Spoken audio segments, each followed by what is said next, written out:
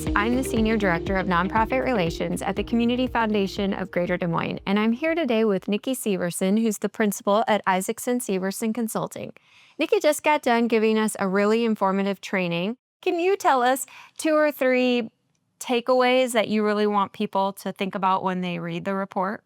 Absolutely. So we pulled a number of Central Iowa donors, individuals, corporations, and foundations. And one key takeaway is that they would like to hear about how organizations are working together. So one of the key takeaways is collaborate.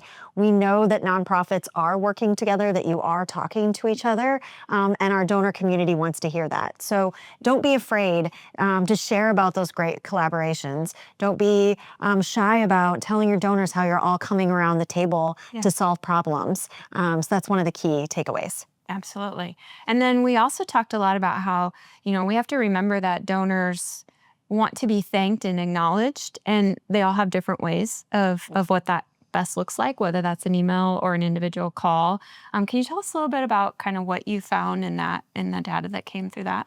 Right. We asked donors how do they like to be communicated with, and email still reigns supreme with most individuals, corporations, and foundations, but there's still a lot of personal preferences. And so I encourage nonprofits not to be afraid to ask their donors, how do you want to be communicated with? Whether that's a donor survey or just one-on-one questions, but that personalization in communication is critical. When you looked through the data of the report, what were some things that surprised you?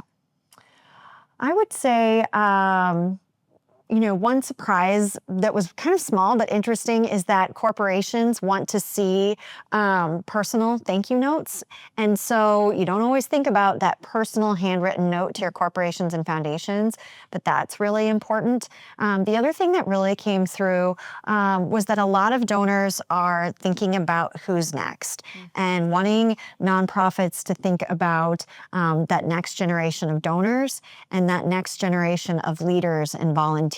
And that so many in our community have done a lot, and they're wanting to see that next generation be stewarded as well.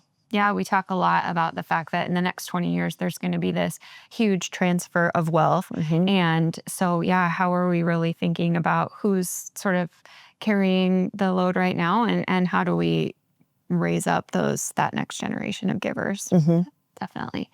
What should organizations, boards be thinking about in the next 3 to 6 months? I would say it's really important for nonprofits to be thinking about what's that stewardship plan for their donors, and not just your individual donors, but your corporations and your foundations as well. And how can board members play a part in that stewardship? Because when you see a volunteer writing a thank you note or attending an event, that means so much more. So how can you keep those donors engaged through stewardship planning throughout the year? Yeah. Well, thank you so much to Nikki for the training that you hosted today. We just appreciate the survey that you do every 2 years and the data that it gives us to inform our community. Okay, thank you.